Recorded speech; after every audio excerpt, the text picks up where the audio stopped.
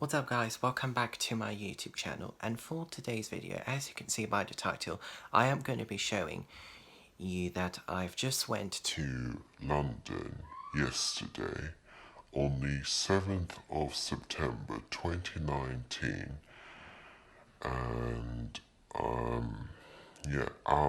just outside the House of Parliament at Westminster in central London, I have just protested for the first time ever because of Brexit, and I'm gonna roll all of the clips to you, and you can see what is usually going on. I did try to film as much as I can, but I only filmed most of it. So yeah, so I'm gonna let you guys enjoy this video, and if you did, please smash a big thumbs up.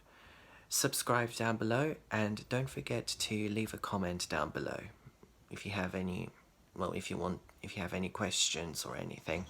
And as always, don't hesitate to ask. But for now on, I'm gonna let you guys enjoy the video. Vote them out! Vote them out! Vote them out! Vote them out! And we have a lady down here who was saying, "We love Trump." Now, I have to ask you, how widely is that sentiment held? Do we love Trump? No!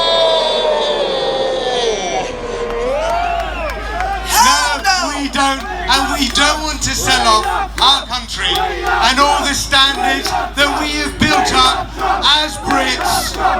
You may do, but most of the country don't, and most of the country don't want to sell off our British standards. You really want to be the 51st state? Is that what you want? Sell out to US corporations? That's not very British, mate, to sell it all off. It really isn't. So anyway, let's hear it for someone who's going to come on now from a party that cares about our future, and free of the Green Party. Here we go. Make some noise, people. Hello, Parliament Square. Look how many of you are here today. Look how loud you are. Thank you so much for coming. Now, I want to start by applauding our MPs, our opposition MPs, who've come together in that place there, united across party lines where we disagree about so much, to do what's right. They have all worked so hard this week, and I want to give them all a big cheer. Thank you, MPs in the opposition.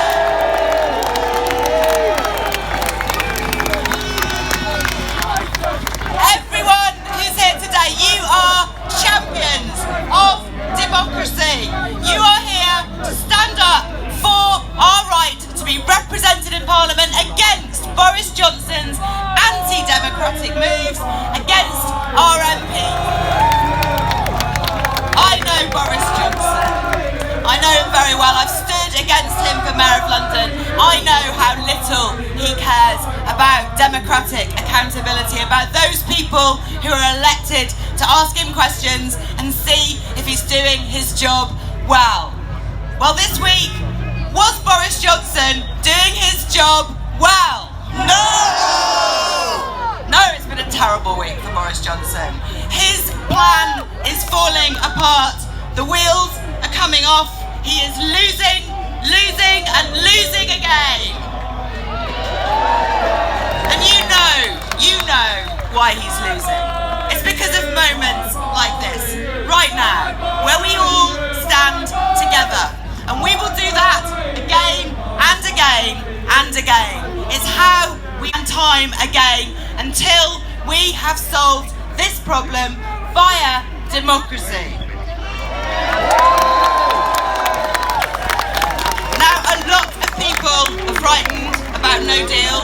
A lot of people are still very angry at Boris Johnson. But we're doing the right thing, and we're getting active. We're coming out on the streets. We're not going away day after day, week after week. This is our Parliament, and these are our streets.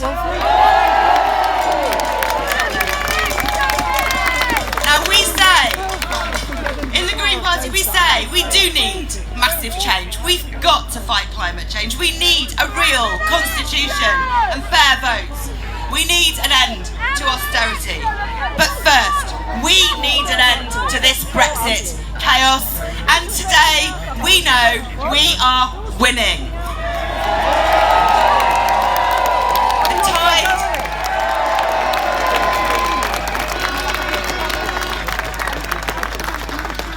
Our parties are united, we have a plan, and we here are united too. So let's say it again. Who's MPs?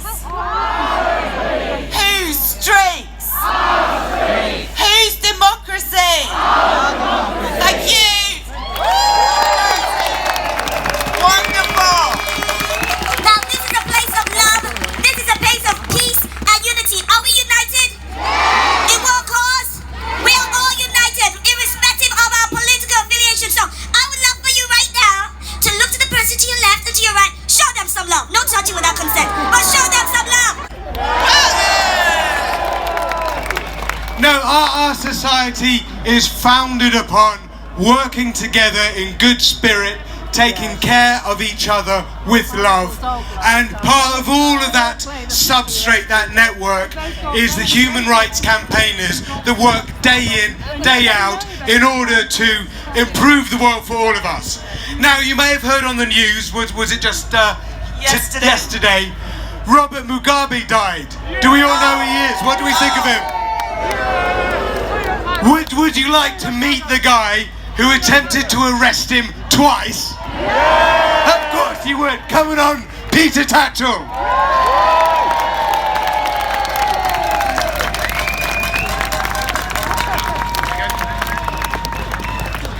Well, I didn't succeed, but I gave him a damn good fright. Of course, he's gone, but his system remains in place. So let's spare a thought for the people of Zimbabwe who are still struggling for democracy and human rights. Give them a cheer! We're here today to defend democracy. Democracy for us, and even democracy for the far right over there. Because we believe in democracy for everyone. So I want you to give me a D. Give me an E. Give me an M.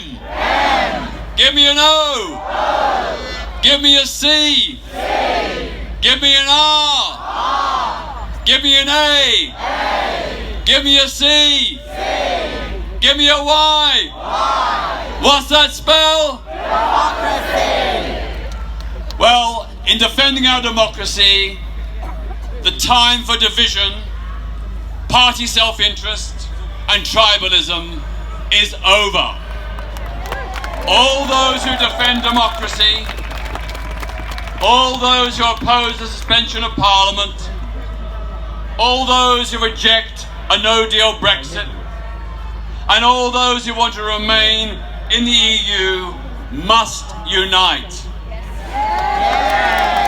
Unite the many to defeat the few. Because together we are stronger. Together we can win. And that's a message we must tell every party leader. We must tell them, listen to the people. Let the people decide. MPs cannot themselves decide. The way to resolve the impasse is not yet for a general election, but for a specific people's vote.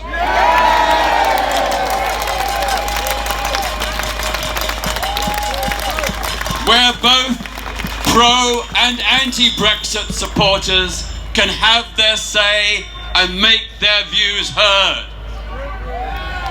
The people have a right to decide the way forward. The people have a right to reconsider whether to remain or leave. In the light of the Brexit chaos, the uncertainty, and the unknown Brexit terms on offer, and they are still unknown, the final say must rest with the people, not MPs and not the government.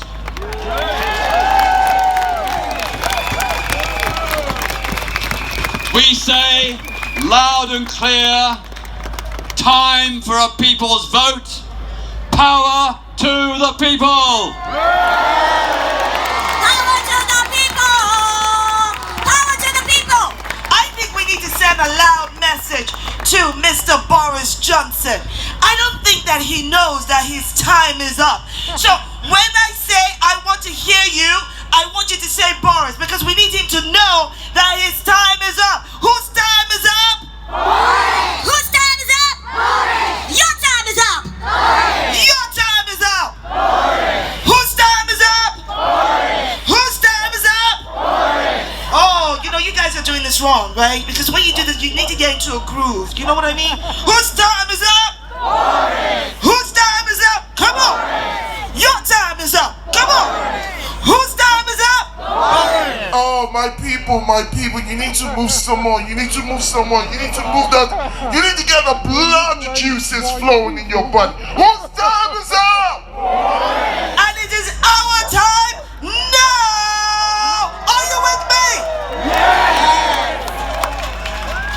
The thing that entertains me the most about Boris Johnson is no sooner does he get in power and realise that he's a little bit stuck, then he starts saying, let's have a general election right now before I do the things that I said I was going to do so that we can crash out while we do it. What do we think of that?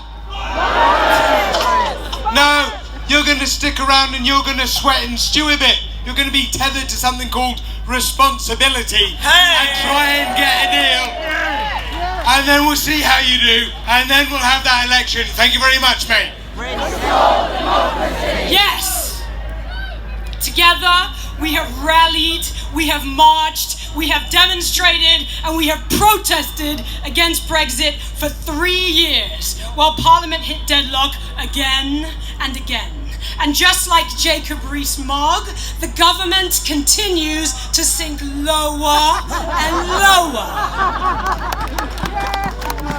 Every move this government makes further exposes their sinister motives. But we the people have had enough. What have we had? Yeah. What have we had? Yeah. I can't hear you. Yeah. That's better. In the last few weeks, we have seen record numbers of people, particularly young people, registering to vote. And I've got to throw this one in. In the week of Boris Johnson's ascension to number 10, we, the Women's Equality Party, saw the biggest spike in our membership all year. The resistance is alive and well, people. This tells us that we, the people, recognize that our democracy is precious, that we must protect and preserve it, that we must nurture it. But first, we must restore it. And that means fighting for what really matters, not just what's convenient or not just what's politically expedient for any individual politician or any individual political party. Restoring democracy means being clear and consistent about what counts as acceptable behavior from politicians and what doesn't. And I'm going to give you an extended example. I'm here to stick up for women, and so follow through on this. This week, Boris Johnson and his bully boys threw out 21 MPs who voted to put the national interest first and oppose a no-deal Brexit. It's pathetic, isn't it? This shows us that dramatic things can happen when it suits those in power. Well, in the last few years, we have seen the benchmark of acceptable behavior amongst politicians plummet to murky depths. And I'm not just talking about Jacob Rees-Mogg. In that time, not one single MP from across the parties has lost their job for abusing or harassing women.